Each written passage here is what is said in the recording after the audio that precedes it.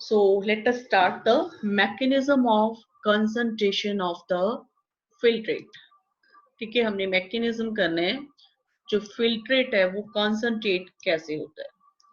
ठीक है, सो इसके लिए एक स्पेशल मैकेनिज्म होता है, right.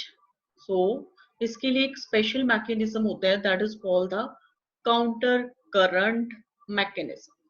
That is called the counter current mechanism. ये देखो आप, this is called the counter current mechanism. ठीक है, काउंटर करंट का मतलब क्या हो गया? काउंटर करंट, करंट क्या हो गया? Flow. Counter means in opposite direction.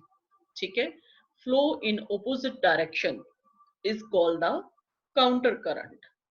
ठीक है, किसकी ऑपोजिट डायरेक्शन, कहाँ पे ऑपोजिट डायरेक्शन में ये फ्लो हो रहा है, कौन सा? Let us see here. ये देखो, ये स्ट्रक्चर देखो आप, this is the loop of Henley. ठीक है, लूप ऑफ हेनले के दो लिम्ब्स हैं, एक तो ये डिसेंडिंग लिम्ब है and this is the ascending limb. इन दोनों में क्या है?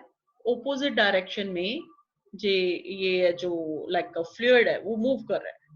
ठीक है, इन दोनों का फ्लो क्या है? फ्लूइड का फ्लो क्या है? ओपोजिट डायरेक्शन में है. This is the counter current. So जो काउंटर करंट है ना, 3 स्टेप्स पे होगा. ठीक है, 3 वे से यहाँ पे काउंटर करंट हो रहा है. एक तो क्या हो गया?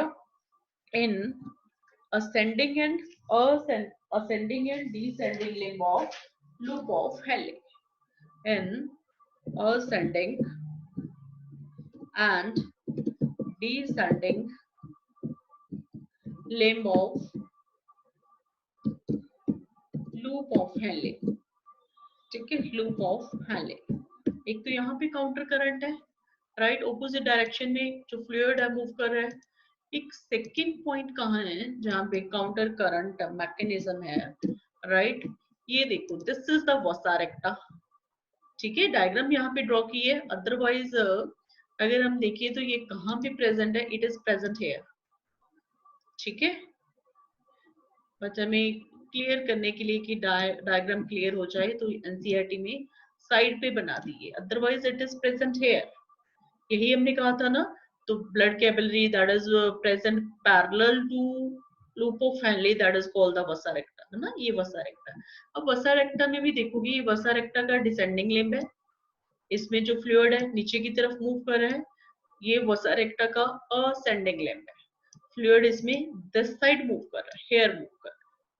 ठीक है, सो एक क्या हो गया? काउंटर करंट यहाँ पे प्रेजेंट हो गया. ठीक है, काउंटर करंट क्या प्रेजेंट हो गया? At this side. ठीक है, in between the two limbs of, in descending and ascending, two limbs लिख देती हूँ मैं. In two limbs of vasa recta. Vasa recta. In two limbs of vasa recta. ठीक है, सो ये वसा रेक्टा है. इसके दोनों लिम्स में भी क्या है? ऑपोजिट डायरेक्शन में फ्लो हो रहा है, नीचे जा रहा है, ऊपर जा रहा है. सो इसे भी हमने काउंटर करंट बोल दिया. Counter current means flow in opposite directions. और ये है लूप ऑफ हेनले. यहाँ पे भी क्या हो रहा है? ऑपोजिट डायरेक्शन में फ्लो हो रहा है ना. इस लिम्ब में जो डिसेंडिंग लिम्ब है नीचे को जा रहा है फ्लूइड, असेंडिंग लिम्ब में ऊपर को जा रहा है फ्लूइड, है ना. सो यहाँ पे भी काउंटर करंट हो गया. थर्ड पॉइंट पे काउंटर करंट कहाँ होगा? थर्ड पॉइंट है जहां पे काउंटर करंट होगा. ये देखो, I told you that this vasa recta is present parallel to the loop of Henle ना. यहाँ पे प्रेजेंट है ना, मींस इस स्ट्रक्चर को उठा के, इस सारी स्ट्रक्चर को उठा के यहाँ पे रख दें अगर हम. ठीक है, तो इसमें फ्लूइड मूव कैसे कर रहे हैं? This side, this side. अब हम इनको कंपेयर करें. किसको? ascending limb of loop of Henle, descending limb of vasa recta. इनमें भी opposite direction है ना. या फिर इन दोनों लिम्ब्स को अगर हम कंपेयर करें तो यहाँ पे भी क्या है?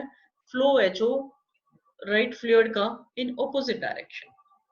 ठीक है, तो थर्ड पॉइंट हम लिख सकते हैं काउंटर करंट मैकेनिज्म कहाँ पे है? In the limbs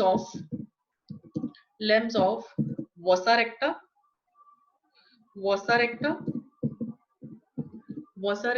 and loop of Henle. loop of Henle. loop of Henle. ठीक है, सो यहाँ भी फ्लूइड के ऑपोजिट डायरेक्शन में जा रहा है, मीन्स यहाँ भी हम बोलेंगे कि क्या है, काउंटर करंट मैकेनिज्म है या काउंटर करंट राइट शो कर रहा है ये।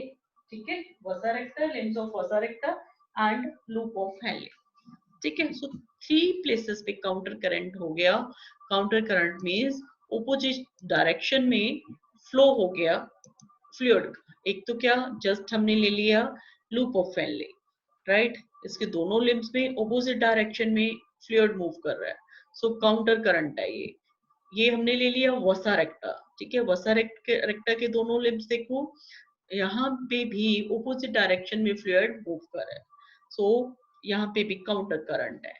अब आई टोल्ड यू कि ये वाली वसा रेक्टा है ना, एक्चुअली ये यहाँ पे प्रेजेंट है, डायग्राम में ऐसा शो कर दिया, साइड पे बना दी। ठीक है, वसा रेक्टा यहाँ पे प्रेजेंट है parallel to the loop of Henle. So इनमें अगर ये 2 लिम्स है, एक तो वसा रेक्टा का एंड एक है लूप ऑफ हेनले का, इनमें भी क्या काउंटर करंट है, यहाँ पे भी काउंटर करंट है। ठीक है, सो काउंटर करंट है, काउंटर करंट जो फ्लो करेगा सारा। ठीक है, तो ये किसके लिए है, सो दैट इंटरस्टिशियल फ्लूइड है ना जो, ठीक है, इंटरस्टिशियल फ्लूइड भी मतलब आप mechanism of concentration of the filtrate, जो फिल्ट्रेट था यूरिन हमने प्रोड्यूस करना है वो हाइपरटोनिक हो जाए, ये सारा सिस्टम इसलिए प्रेजेंट है।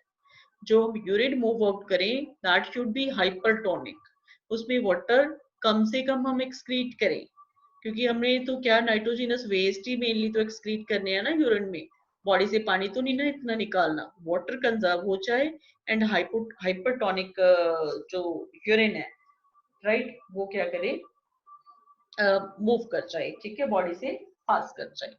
Okay, just 1 minute.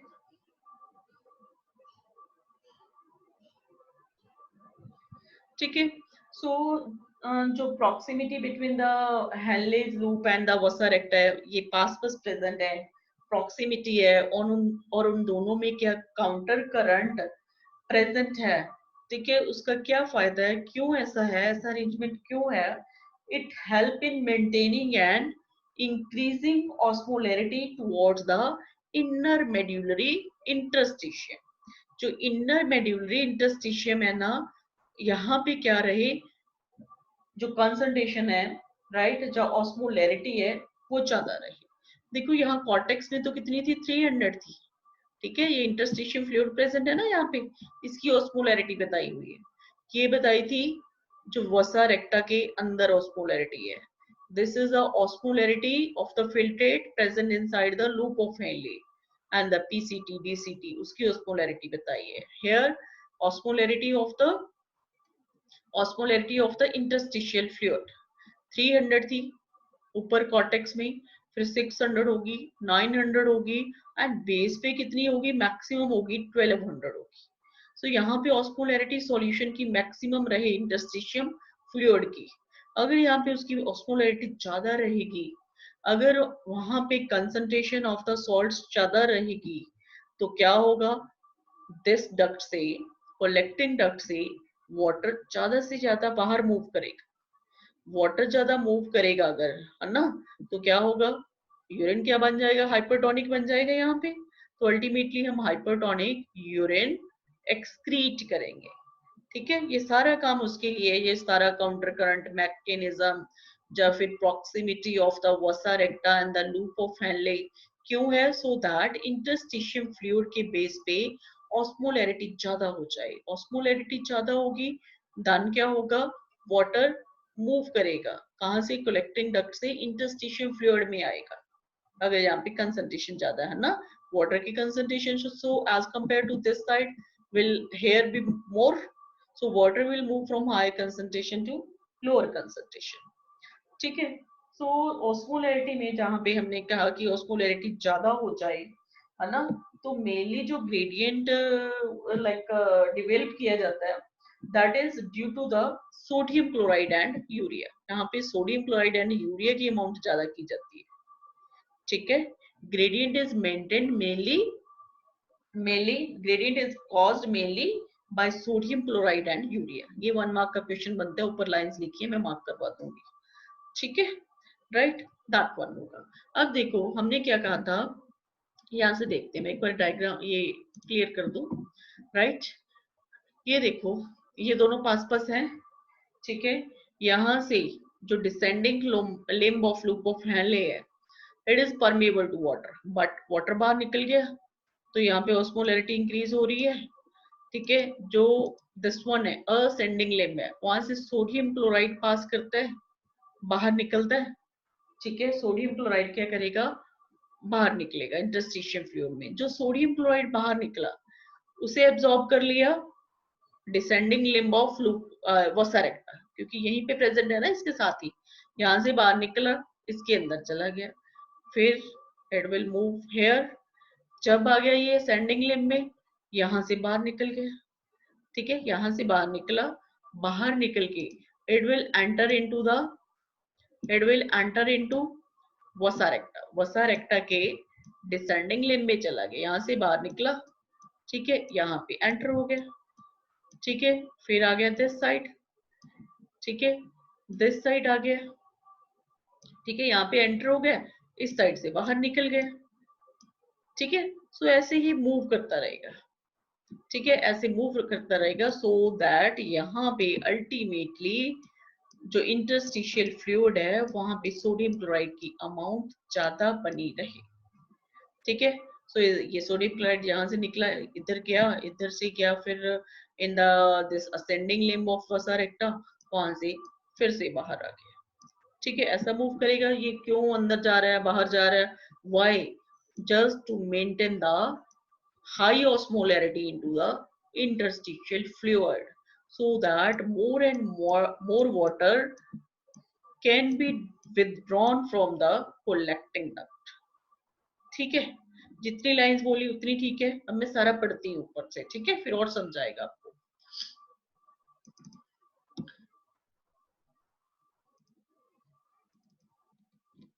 Okay, let us read it. So mechanism of concentration of the filtrate. Mammals have the ability to produce a concentrated urine. The Henle's loop, vasa recta play a significant role in this. So concentrated urine बनाना है तो किसका role है उसमें, Henle's loop and vasa recta का, ठीक है। The flow of the filtrate in two limbs of Henle's loop is in opposite direction, ठीक है, and thus forms a counter current. So Henle's loop के दोनों limbs थे, उसमें क्या था, flow क्या था, opposite direction में था, so इसे हम counter current बोलते हैं। The flow of blood through the two limbs of vasa recta, वो भी opposite direction में था, है ना, is also in a counter current pattern, okay. Then the proximity between the Henle's loop and vasa recta as well as the counter current in them help in maintaining and increasing osmolarity towards the inner medullary interstitium. अब क्या है, एक तो proximity है loop of Henle में and वसा रेक्टा में, proximity means दोनों पास पास प्रेजेंट है, एक साथ प्रेजेंट है, पैरेलल प्रेजेंट है एक दूसरे के। एक है उनमें काउंटर करंट है, ओपोजिट डायरेक्शन में सब्सटेंसेस जो फ्लूइड है मूव कर रहे हैं, ठीक है, दोनों किस लिए, so that inner medullary interstitium में हाई ऑस्मोलैरिटी बनी रहे, ठीक है। मींस ऊपर थी कॉर्टेक्स में 300 थी, इनर ऊपर, ठीक है, तो नीचे आ गई मेड्यूला पार्ट में 1200 आ गई, ठीक है। The gradient is mainly cause, जो ग्रेडियंट कॉज होगा, राइट, डिफरेंस जो कॉज होगा ऑस्मोलैरिटी में, that is due to the sodium chloride and the urea, ठीक है। सो ये इंपॉर्टेंट क्वेश्चन बनना है, gradient is mainly cause due to the sodium chloride and urea.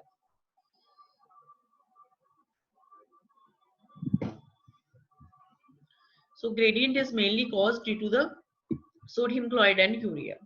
Sodium chloride is transported by the ascending limb of Henle's loop. हम देख रहे थे जो ascending limb of Henle's loop है उसमें से सोडियम क्लोराइड बाहर निकल रहा है, because it is permeable to the sodium chloride, it is permeable to the electrolytes, right? So sodium chloride is transported by ascending limb of Henle's loop. which is exchanged with the descending limb of vasa recta. So वो किसके अंदर चला जाता है? Descending limb of vasa recta. Similarly, small amount of urea enter the thin segment of ascending limb of Henle's loop. यहाँ पे urea थोड़ा सा एंटर कर जाएगा ascending limb में, which is transported back to interstitium by collecting duct. ठीक है, जो ascending limb था ना, that लूप ऑफ हेनले का, उसमें थोड़ा यूरिया एंटर कर गया, राइट। फिर क्या है, ये आ गया कहाँ? कोलेक्टिंग डक्ट में, कोलेक्टिंग डक्ट से बाहर निकल जाता है फिर, ठीक है, यहाँ से एंटर किया, इधर से बाहर निकल गया, सो दैट इंटरस्टिशियम फ्लूइड की हाई ऑस्मोलैरिटी बनी रहे, right? The above described transport of substances facilitated by special arrangement of Henle's loop and vasa recta, that is called the counter current mechanism. So Henle's loop and vasa recta का जो special arrangement है, means उन दोनों में proximity भी है and opposite direction में क्या substances है जो fluid है move कर रहे हैं, ठीक है, opposite direction में fluid move कर रहे हैं, that is called the counter current mechanism. So the mechanism helps in to maintain concentration gradient in the medullary interstitium. Presence of such interstitial gradient helps in an easy passage of water from the collecting tube, thereby concentrating the filtrate. So अगर high osmolarity बनी रही interstitium fluid में, तो ऐसा जो high osmolarity वाला interstitium fluid है, उसकी हेल्प से क्या होगा? वाटर इजीली पास हो जाएगा, कोलेक्टिंग डक्ट से बाहर आ जाएगा, सो दैट यूरिन क्या बन जाएगा? हाइपरटोनिक बन जाएगा, कंसंट्रेटेड बन जाएगा, और हमारी बॉडी है जो वो क्या कर पाएगी?